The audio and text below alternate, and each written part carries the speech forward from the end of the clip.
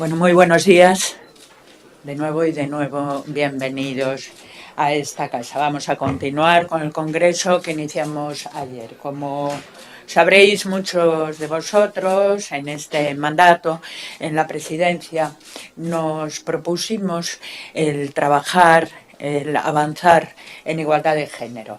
De hecho, este último año, como todos los años, dedicamos a un derecho humano, lo que es toda la actividad de la casa durante ese ejercicio. El año pasado sabéis que trabajamos en asilo y refugio y este año lo hicimos igualmente en igualdad de género. Considerábamos, se creó un grupo de igualdad que dirige la decana de Talavera.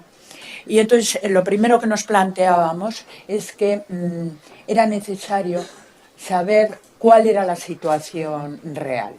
¿Qué pensaban los compañeros, las compañeras, qué se pensaba socialmente? Es decir, que para intentar superar una situación, lo primero que era necesario es tener el mapa de esa situación, saber dónde nos estábamos moviendo. Lo cierto es que por parte de Metroscopia, en esta casa se vienen haciendo toda una serie de encuestas anuales, toda una serie de barómetros, pero nunca se había hecho sobre esta materia. Y por eso fue que le encargamos el que se llevara a cabo esta encuesta. Ahora Paco Camas, sociólogo experto en la materia, os va a exponer cada uno de los resultados. Pero yo quería adelantar alguno que me ha llamado la atención y que nos lleva a dos conclusiones. En primer lugar, que la desigualdad fundamentalmente la siente quien la padece. Entonces, vemos cómo las opiniones son diversas de compañeros y compañeras. Y en segundo lugar, pues bueno, algo tan tremendo como que la desigualdad es una realidad. Entonces, esto se desprende claramente de esta encuesta. Os diré en estos datos que la mayoría de las letradas, 63%, están por debajo de la media de ingresos profesionales, calculándose en media de ingresos profesionales en 1.750 euros mensuales. En los compañeros es un 48%. Que las mujeres creen en menor medida que los hombres que la situación ha mejorado en los últimos 10 años. Estamos hablando de porcentajes en un 48 y un 69%, dependiendo que hablemos de mujeres y de hombres. Las abogadas consideran que hay un desequilibrio a favor de los hombres para ocupar altos puestos profesionales, aquí en un porcentaje de un 77%. Y por último, que la mayoría de las encuestadas, un 57%, reconoce haberse sentido discriminada en su ejercicio profesional en alguna ocasión. Vemos entonces lo que os decía, esa distinta percepción, sea el hombre o sea la mujer, y vemos la desigualdad como una realidad. Pero yo no me extiendo más. Lo importante es escuchar a Paco. Paco, muchísimas gracias, y cuando quieras. Bueno, muy buenos días a todos. Muchísimas gracias, Victoria. Es para mí un placer estar aquí. Gracias por la invitación, gracias a todos por venir. Voy a incidir precisamente en lo que acabas de decir, Victoria. Es fundamental, si hay que destacar el dato, ¿no? Yo creo, de esta encuesta, ¿no? de lo que nos han comentado, lo que nos han dicho abogadas y abogados españoles, es que la igualdad tiene que ser una prioridad en la abogacía española. Tiene que ser una prioridad, y tiene que ser una prioridad no solo un principio, un valor a lo que debe acompañar, sino realmente en la propia labor de los consejos, del Consejo General, de los consejos autonómicos y de los propios colegios de abogados. La igualdad tiene que estar y tiene que ser un elemento prioritario, ¿no?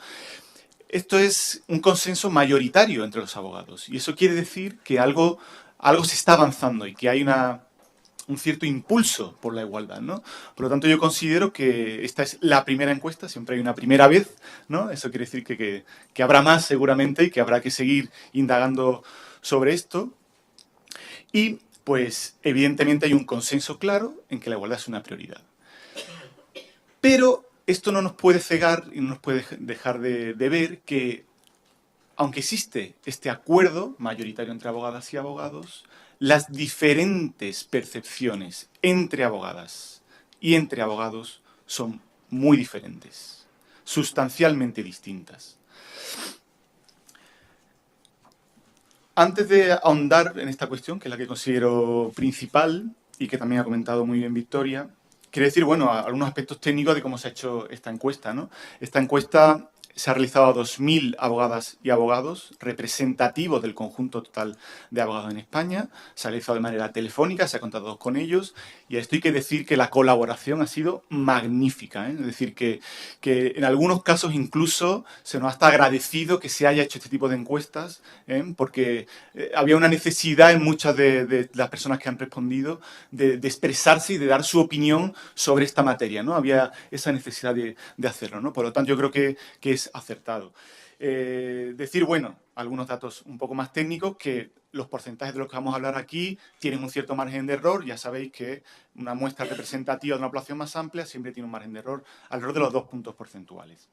Y que el trabajo de campo, cuando se realizó esta encuesta, fue entre el 19 y el 30 de octubre. Es decir, hace muy poco, ¿no? Los datos están muy frescos, ¿no? Y yo quería pediros, fijaros, voy a hacer una petición hoy, ¿no? Quiero que estéis de acuerdo conmigo, por lo menos en estos minutos que estamos aquí, en que la igualdad, más que un estado, es un proceso.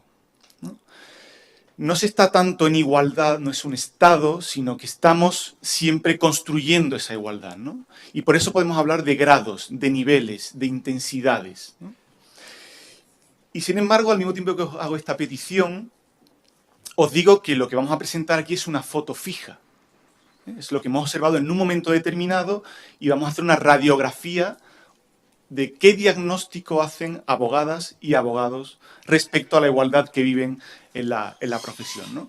Por lo tanto, esta encuesta tiene sus limitaciones, tiene sus virtudes, pero tiene sus limitaciones. No vamos a llegar a la complejidad y a todo lo que supone la igualdad. No vamos a poder medirlo en toda su complejidad. Pero sí vamos a aportar una radiografía certera, precisa, de cómo abogadas y abogados ven la igualdad actualmente. Y como he dicho, existe ese consenso de que la igualdad debe ser prioritaria, pero al mismo tiempo también se reconoce, como señalaba muy bien Victoria, que se considera insuficiente la labor que se está haciendo actualmente. Y este es un reconocimiento también mayoritario entre abogados. Es decir, debe ser prioritario, pero, por lo tanto, lo que se está haciendo para alcanzar el grado ideal de igualdad es todavía insuficiente. Hay que seguir trabajando más, ¿no? Y estos desacuerdos que existen entre abogadas y abogados, a los cuales me referiré a lo largo de toda esta exposición, la literatura especializada nos da alguna posible causa de por qué esto es así. ¿Por qué los hombres abogados tienen una percepción de la misma realidad distinta de la que tienen las mujeres abogadas? ¿Por qué esto sucede? Bueno, rápidamente lo que quiero comentaros es que la literatura especializada lo que comenta es que la relación directa, el impacto de la desigualdad recae sobre las mujeres. Por lo tanto, son realidades sentidas por las mujeres. Mientras que en el caso de los hombres es una realidad que se experimenta de manera indirecta o más bien reflexiva, tras un proceso de reflexión. Por lo tanto, la mirada que cada uno tiene sobre la desigualdad, digamos que es como si nos asomamos a una ventana y nuestro cristal está tintado más o menos, es más o menos opaco sobre la misma realidad, ¿no? Todos nos asomamos a esa ventana, pero cada uno tiene un tipo de cristal distinto, ¿no? Y esto es muy significativo, porque los datos generales, si cogemos solamente el dato general, el dato global, puede ser un poco confuso o por lo menos nos puede despistar, porque la realidad que esconde, la realidad que subyace ese dato general es que abogadas y abogados ven una realidad bastante diferente o sustancialmente distinta, ¿no? ¿Cuáles son los 4 ámbitos que yo creo más significativos de la encuesta en donde se detecta esa gran diferencia, esa brecha entre abogadas y abogados? Bueno, quiero hacer un pequeño paréntesis aquí, y es que me parece pertinente apuntar que la mayoría de los abogados define su situación actual como buena en su profesión. Es decir, hay una autopercepción de cuál es la situación actual y la mayoría dice que buena. ¿eh? Sin embargo, en los últimos 10 años la situación de la abogacía ha empeorado, eso es lo que dice la mayoría. Hay una sensación de que ha empeorado. En términos generales me estoy refiriendo ahora mismo, ¿no? Sin embargo, como bien comentaba Victoria, en términos de igualdad de género, ¿cuánto se ha avanzado? ¿Cuánto queda por avanzar? Las mujeres creen que quedan muchísimo más que los hombres, ¿no? Por lo tanto, este es el contexto en el que marcamos los datos que voy a dar a continuación. Son 4 principalmente los ámbitos, creo, más significativos y uno adicional que creo que es muy, muy, muy relevante, pero que lo dejaré para los últimos minutos. Una cuestión es si predominan o no los comportamientos machistas en la abogacía española. Era una pregunta directa a abogadas y abogados. Y el 54% del total dice que no predominan esos comportamientos machistas, frente a un 44% que dice que sí. Por lo tanto, podemos ver que hay opiniones divididas, pero que una ligera mayoría diría que actualmente no predominan esos comportamientos machistas. Pero como os decía al principio, esa realidad la vemos a través de cristales distintos. La mayoría de las mujeres sí opinan que predominan esos comportamientos machistas en el ejercicio de la profesión de la abogacía. Estoy hablando de 2 de cada 3 abogadas. Y justamente es el dato inverso en los hombres. La mayoría, 2 de cada 3 hombres, creen que no predominan esos datos, esos comportamientos machistas. Y también hay un dato curioso, ¿no? Porque preguntamos, evidentemente, sobre su profesión, sobre el estado actual de la abogacía, cómo son sus vivencias, sus experiencias. Pero también le preguntamos, ¿creéis que el predominio del machismo en la abogacía, o que hay más o menos machismo en la abogacía que en el conjunto de la sociedad española? Y curiosamente, las mismas diferencias se replican. En el sentido de que los hombres consideran que hay menos machismo en la abogacía que en el conjunto de España. Cosa que las mujeres no solo dicen que habrá más o menos el mismo, sino que incluso más. Por lo tanto, la autopercepción, el autodiagnóstico que se hace tiene un marcado carácter de género en este caso, ¿no? Esto por un lado, predominio de actitudes, comportamientos machistas, percibidos por abogadas y abogados. Segunda cuestión, creo que es un tema que nos interesa a todos y que creo que es fundamental, que es el tema de la conciliación laboral y familiar. ¿Cuál es, digamos, el diagnóstico que se hace desde los abogados y las abogadas de esta situación actual, ¿no? Y también evaluar los medios que existen actuales, ¿son suficientes o son insuficientes? Pues bien, actualmente hay un reconocimiento explícito y muy mayoritario, cercano al 80% del conjunto de la abogacía, que dice que los hombres lo tienen mejor a la hora de conciliar, de compaginar su vida profesional y su vida personal y o familiar. El 78%, es decir, hay un acuerdo clarísimo en que reconocemos que hay una deficiencia, ¿no? Que son los hombres quienes lo tienen mejor y por ende son las mujeres quienes lo tienen francamente peor. Pero ¿qué ocurre? A la hora de evaluar los medios con los que se cuentan actualmente para conciliar, ahí la cosa cambia. Cambia hasta el punto que si englobamos todos los medios que hemos puesto a disposición de evaluación de abogadas y abogados para que evalúen, me estoy refiriendo a evaluar la legislación actual que existe, que evalúen los permisos de paternidad, los permisos de maternidad, la flexibilidad horaria, etc. Determinados elementos, condiciones que pueden existir, ¿no? Y hay básicamente 3 posturas entre los abogados y las abogadas. Hay una postura muy crítica con los medios que se disponen actualmente, que está compuesta mayoritariamente por mujeres, quienes consideran que los medios actuales que disponen abogadas y abogados para conciliar son no solo mejorables, son muy mejorables. Este sería el primer grupo. El segundo grupo es un grupo compuesto mayoritariamente por mujeres, pero también ya más hombres que, digamos, son unas críticas más moderadas. Es decir, consideramos que los medios con los que contamos son mejorables. Y hay un tercer grupo, que es el que hemos denominado como el grupo acrítico, porque es el grupo que considera que los medios actuales de conciliación con los que cuentan abogados y abogados son suficientes, o incluso más que suficientes. Sorpresa, este grupo está mayoritariamente constituido por los hombres abogados. Este, por lo tanto, es el segundo punto que quería destacar. Tercer punto, creo que otro aspecto fundamental, es el de la brecha salarial. Esta encuesta no solo pone de manifiesto que existe desigualdad de género en el ámbito de la abogacía, sino que esa desigualdad es sólida en términos salariales, en términos de ingresos, en términos de retribuciones. Hasta el punto que estimamos, siempre os digo, hemos hecho una pregunta de cuántos ingresos aproximados netos recibe usted cada mes. Esa es la pregunta que le hemos hecho a abogadas y abogados. Y en función de esa respuesta, que es evidentemente una respuesta declarada, no es un dato objetivo, que podamos analizar objetivamente, pero ese es el dato que nos han dado ellos y ellas.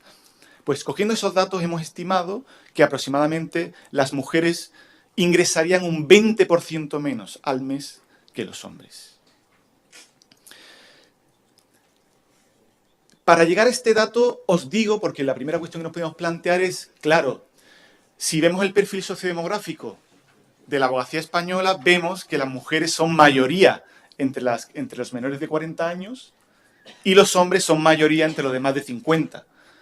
Digamos que hay un componente generacional o de incorporación a la profesión que puede impactar en el hecho de tener unos ingresos mayores o menores, ¿no? Y también cuál es la situación profesional, el estatus, digamos, que se tiene en cada bufete, ¿no? Dependiendo del estatus que tenga, tendrá una retribución mayor o menor, ¿no? Pues bien, controlando estos dos efectos, por decirlo de alguna manera rápida y sencilla, anulando el efecto de la edad y anulando el efecto del estatus que se tiene en el bufete, obtenemos ese 20%. Por lo tanto, para poner un ejemplo sencillo que poníamos en el informe, un hombre, abogado, de unos 45 años, que no sea socio del bufete, ingresaría aproximadamente unos 2.250 euros al mes.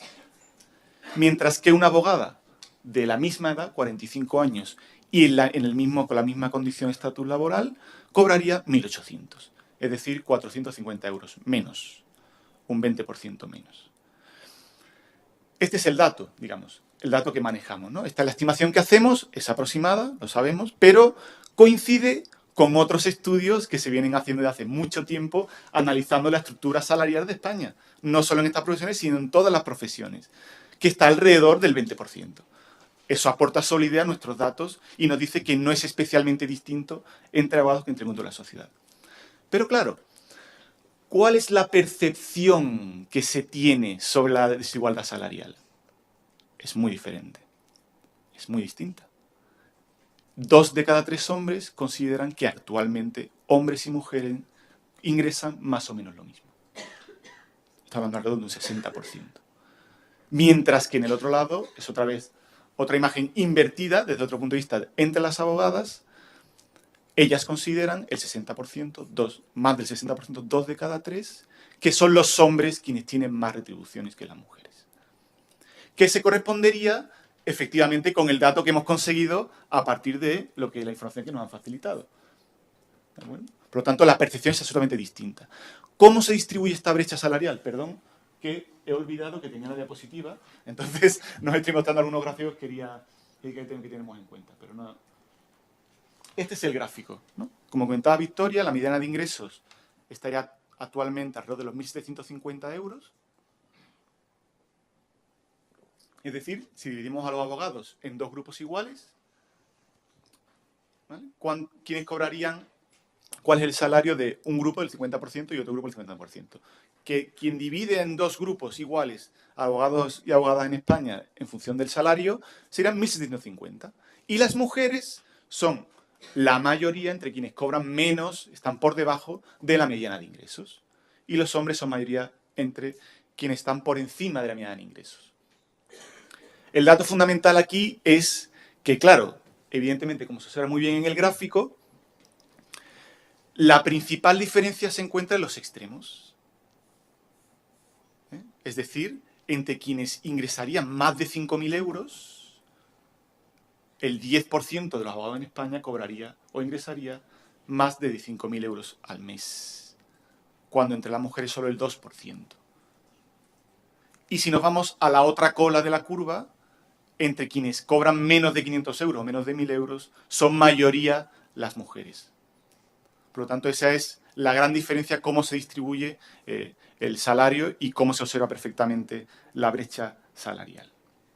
Por lo tanto, predominio de comportamientos machistas, conciliación, brecha salarial, y el cuarto punto que quería compartir con vosotras y vosotros es la cuestión de la promoción profesional, el ascenso a puestos de responsabilidad en las instituciones. En definitiva, tratar de medir hasta qué punto existe o no existe techo de cristal en la abogacía española.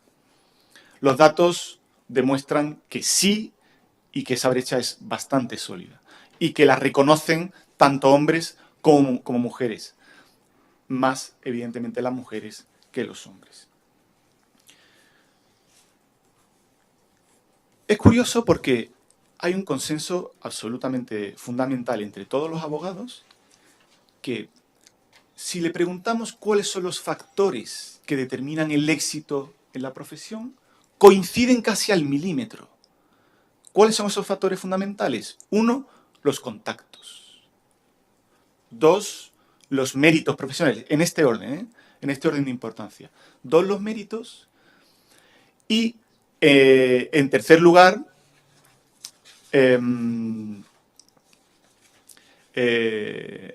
perdón, se me acaba de ir el dato. Bueno, ahora me vendrá el dato. Pero bueno, lo fundamental es que los dos datos fundamentales son los contactos y los méritos, perdón, y las capacidades. ¿Vale? Ya me ha venido.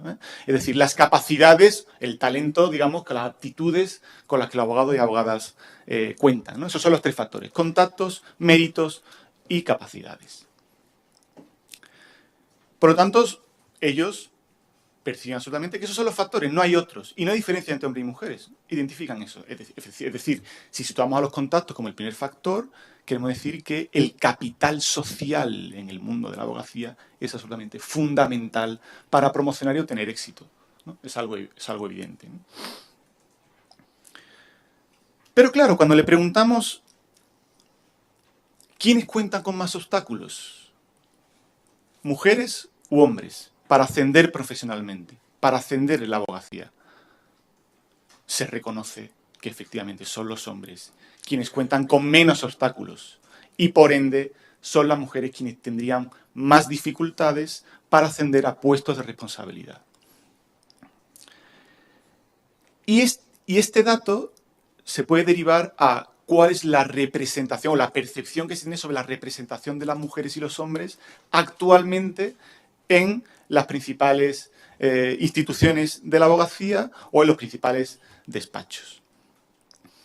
Y aquí se identifica claramente que el lugar donde el techo de cristal es más evidente es en los grandes bufetes de abogados, clarísimamente, donde más se percibe. Y donde menos es en los colegios de abogados. Ese sería, digamos, la principal síntesis, la principal descripción de este techo de cristal, que como bien sabéis es esta barrera invisible, ¿no? Que al final impide que mujeres lleguen a esos puestos directivos, a esos puestos a instancias de decisión, y que presenta un desequilibrio de representación en las altas instancias, ¿no? Pues estos son, digamos, los 4 principales aspectos que quería compartir con todos vosotros, y había dejado para el final, para terminar, otro dato que considero absolutamente fundamental, ¿no? Y que debo de reconocer que nos ha impactado bastante. No en el sentido de sorpresa, porque no lo esperamos, porque tenemos muchos estudios que abundan en esa dirección, pero siempre uno espera que va a encontrar menos. Me estoy refiriendo a la discriminación directa por razón de género, y al maltrato de género dentro de la abogacía. El dato ya lo ha dado Victoria. Más de la mitad de las abogadas en España, el 57%, se ha sentido discriminada o no bien tratada por un hombre a lo largo de su carrera profesional. y el 40% de las mujeres no solo ha experimentado esta discriminación una sola vez, sino de manera reiterada, algunas o muchas veces. Y curiosamente, esta discriminación proviene de los clientes y de los compañeros abogados, en mayor medida que en el contacto con otras profesiones, como también le preguntamos sobre si habían recibido discriminación con jueces, con policías, con funcionarios de juzgado. Identifican claramente, o esa discriminación percibida, sentida por las mujeres que nos han declarado en la encuesta, viene fundamentalmente dada una discriminación de los clientes y de los compañeros abogados. Y dentro de esto, ¿cuáles son esas discriminaciones? ¿Qué discriminación identificaban? ¿Qué discriminación habían sufrido? Han declarado explícitamente sufrir. Principalmente, menosprecio por sus palabras, por su trabajo. En segundo lugar, sentirse ignoradas por sus palabras en el momento de compartir una idea, de proponer, de decidir. Y en tercer lugar, sentirse juzgada por su físico o apariencia. Estos son los tres principales factores identificados. Y hay uno que no quería dejar de mencionar. Y es que es curioso que haya un 4% de abogadas que explícitamente hayan reconocido en la encuesta que han recibido tocamientos en su actividad, durante su actividad profesional. Es un dato, es un 4%, creo que es un dato alto, y sobre todo es un dato porque es explícito, ¿no? Es declarado, ¿no? Recopilando un poco toda esta información, ¿cuál es la conclusión a la que podemos llegar? Se identifica efectivamente que hay una persistencia de la desigualdad de género en la abogacía, se debe priorizar la igualdad en la abogacía, la labor que se está haciendo actualmente no es del todo suficiente para combatir esa desigualdad y, por tanto, tenemos que tener en cuenta que hay que seguir ahondando para tener radiografías más precisas y ver cómo evoluciona esto a lo largo del tiempo para obtener conclusiones muchísimo más contundentes y más fiables de todo lo que hemos presentado aquí, ¿no? Así que muchísimas gracias. Ahora os cedo la palabra para cualquier pregunta que tengáis. Estaré encantado de responderla. Muchas gracias.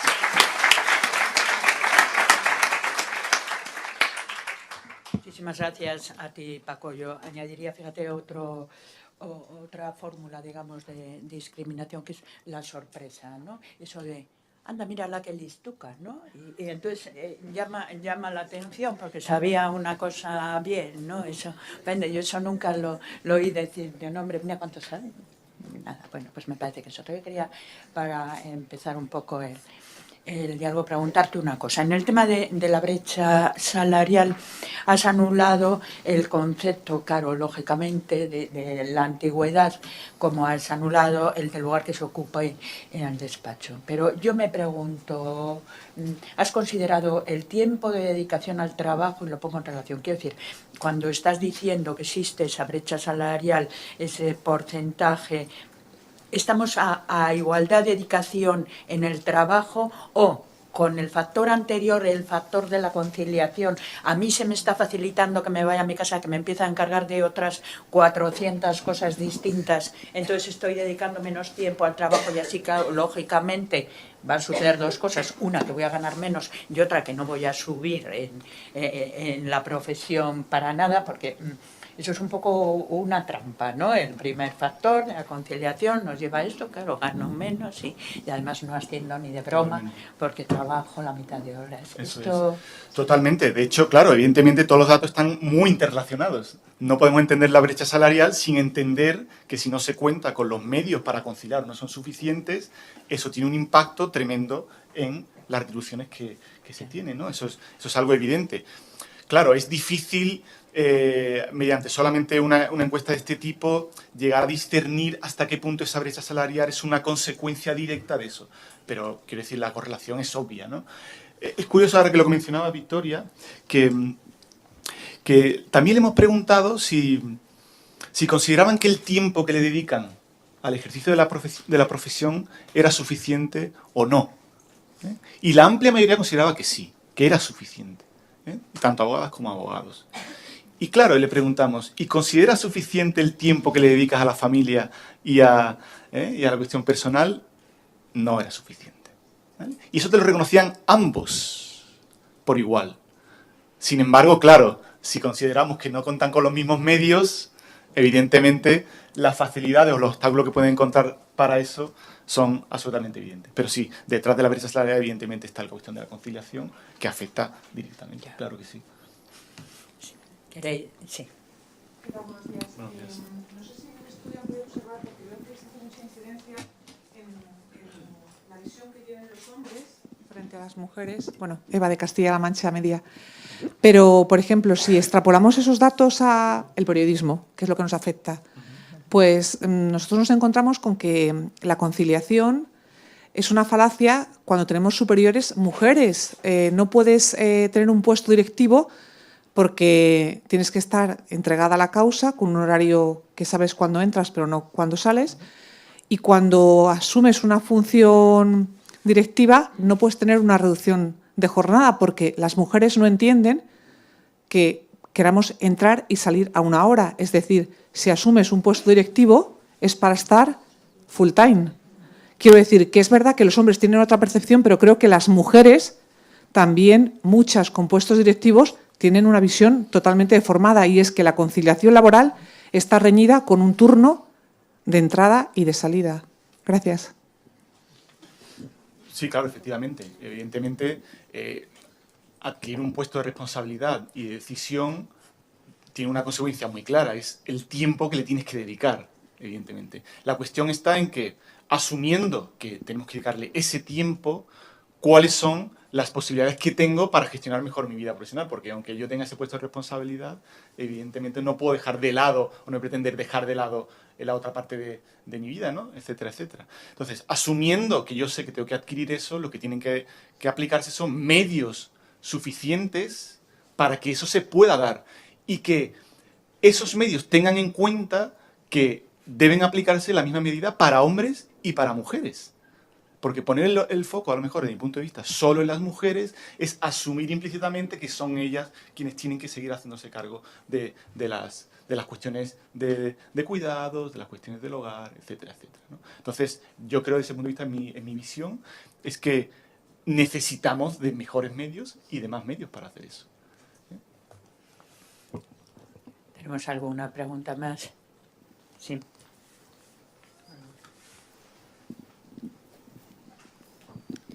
Buenos días, Maue Ocaña, y felicitaciones por el estudio de investigación. Francisco, ya que has descrito unas discriminaciones que que no es novedoso, y que tanto personas o dentro de un entorno donde supuestamente hay más formación sufren este tipo de discriminaciones de salario, así su misma condición de ser mujer y también del oficio que hacen. ¿No se ha pensado en un futuro también transportarlo a la sociedad civil? Gracias. Perdóname, ¿te refieres si hacer el mismo estudio en el conjunto? Claro, evidentemente. Sí, de hecho, ya hay estudios sobre eso. Quiero decir, evidentemente hay estudios claros que indican y van en la misma dirección. O sea, ya te digo que lo que sucede quiero decir, lo que sucede en la abogacía no es un oasis, digamos, ¿no? O sea, evidentemente vivimos en la misma sociedad y, por lo tanto, nadie es inmune a lo que sucede en el conjunto de la sociedad. Es curioso porque también le preguntamos no solo si percibían que hay, se le preguntaba si creen que había más machismo en la abogacía respecto a la sociedad, sino también si pensaban si había más machismo comparando la abogacía respecto a otras profesiones liberales. Y curiosamente también se decía que había menos, fundamentalmente los hombres. Es decir, hay un componente también de lo que yo conozco, cuál es mi ámbito, ¿no? Y el mío siempre es mejor que el del otro, ¿no? Pero al margen de ese dato, los datos que, por lo menos lo que yo manejo a nivel de la sociedad española en general, sostienen precisamente los mismos argumentos que estamos diciendo aquí. O sea, por lo tanto, esto añade robustez al análisis y al diagnóstico que tenemos actualmente con este estudio. Gracias. Patricia.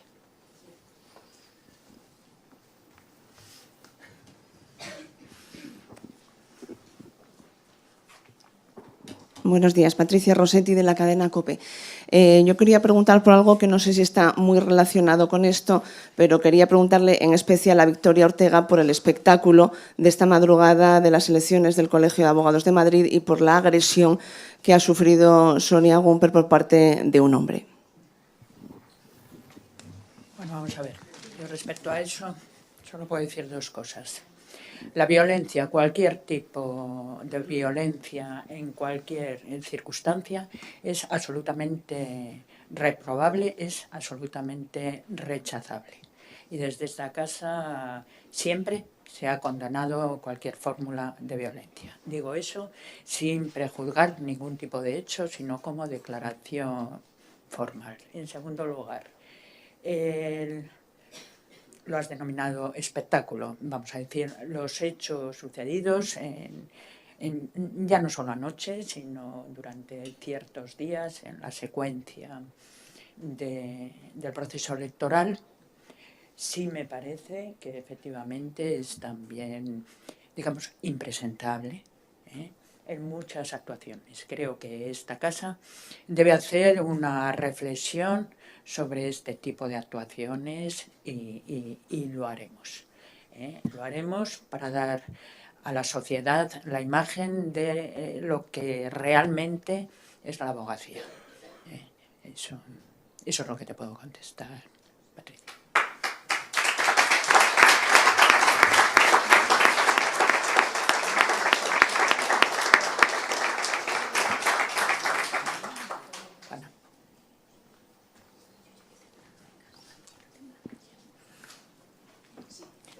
Allí, por favor. Muchas gracias. Buenos días. Juana Balmaseda, de Bilbao, abogada. Felicito, desde luego, por la estupenda encuesta y las conclusiones, y creo que se pueden derivar, desde luego, reflexiones a muchos niveles. Pero yo solamente he visto algo ahora mismo sobre ello, en relación al turno de oficio, a la dedicación al turno de oficio. Si habéis podido sacar alguna conclusión que os haya llamado la atención, no solamente por la dedicación en el número de abogados y abogadas, sino quizá en algún otro aspecto como especialidad, es decir, especialidades dentro del turno, edades también, si en algunos casos para muchas o para algunas abogadas, un número quizá importante incluso en determinada edad, puede ser uno de los la razón de, vamos a decir, la dedicación principal y, por tanto, la derivación de ingresos más significativa también para ellas. Algo que se refiere a eso, si se puede ampliar algún poco más de información. Muchas gracias. Sí, muchísimas gracias. Es una pregunta muy pertinente porque, perdóname, es que te veo porque tengo la columna justo enfrente, entonces me voy a mover un poco porque así mantengo contacto visual, porque si no... No, gracias. Sí, efectivamente, justamente esa es una de las hipótesis que barajamos cuando redactamos, ¿verdad?, en conjunto la encuesta. Queríamos detectar si realmente la dedicación al turno de oficio podría ser una variable influyente en la cuestión. Y hemos descubierto que no parece que sea la más significativa. Es decir, la dedicación del turno de oficio se reparte prácticamente por igual y en los mismos ámbitos entre hombres y mujeres, con una ligera diferencia, no demasiado significativa, pero sí algo significativa en la cuestión de violencia de género. Hay algo más de abogadas en el ámbito de la violencia que hombres. Pero ya te digo, no había muchas diferencias entre eso, lo cual es una noticia que hay que reflexionar y hay que pensar más sobre cómo ahondar en esa cuestión y ver cómo podemos utilizar o si nos puede servir esa variable para en un futuro ahondar en esa brecha. Pero ya te digo que es muy pertinente, barajamos esa hipótesis y finalmente demostramos o corroboramos que no parecía tan significativa, por lo menos de momento. Así que... ¿Alguna otra pregunta? Sí, tenía ya el micrófono. Yo quería saber si se ha realizado algún estudio entre las mujeres en puestos directivos o los puestos más altos y el número de hijos que éstas tienen. Iba a hablar de vida familiar, pero voy a ir directamente al número de hijos porque es un dato más a valorar. Sí, creo que hace algún tiempo se realizó algún estudio, no sé en qué diario se publicó, sobre un estudio sobre altos puestos y mujeres en altos puestos de grandes bufetes de abogados.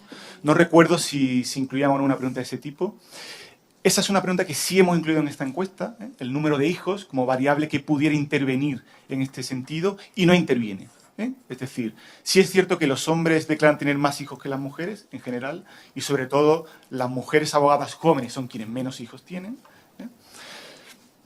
Pero esa variable, por lo menos en nuestra encuesta, no aparece como una variable significativa a la hora de medir la desigualdad, el tener o no tener hijos. Esto no quiere decir que no lo sea, me explico, es decir, que en el análisis de la desigualdad o de la percepción de machismo, la percepción de si mujeres o hombres cuentan con mejores posibilidades, como la mayoría tiene más o menos el mismo número de hijos, no es una variable discriminante. Pero evidentemente sabemos que detrás de eso está la cuestión de la conciliación, está la cuestión de etcétera, etcétera. Pero sí, efectivamente. Sí, sí.